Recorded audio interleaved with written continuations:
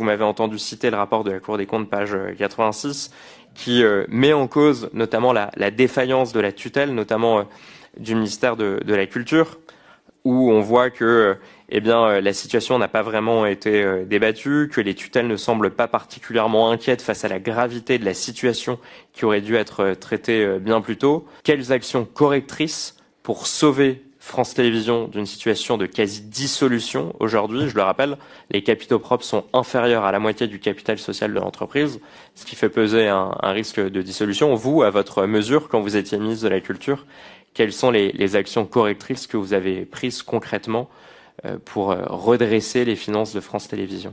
Je ne peux pas vous laisser dire, en tant qu'ancienne ministre de la Culture, mais en tant que citoyenne, tout simplement, qui lit les rapports de la Cour des comptes et qui s'intéresse. Voilà, France Télévisions n'est pas une entreprise en faillite. Le service public audiovisuel n'est pas un ensemble d'entreprises en faillite.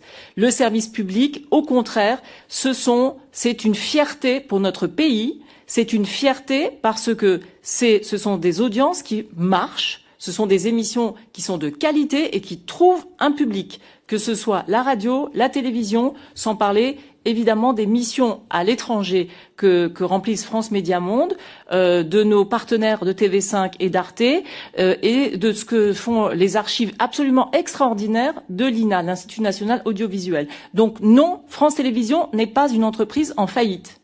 Il y a un déficit ponctuel qui peut très facilement être compensé. Vous avez posé une question, qu'est-ce que vous avez fait? Je vais vous dire moi ce que j'ai fait. J'ai augmenté la redevance, de 1 euro à l'époque où j'étais ministre. 1 euro. C'est très simple. Et ça avait permis de redonner de la marge à France Télévisions.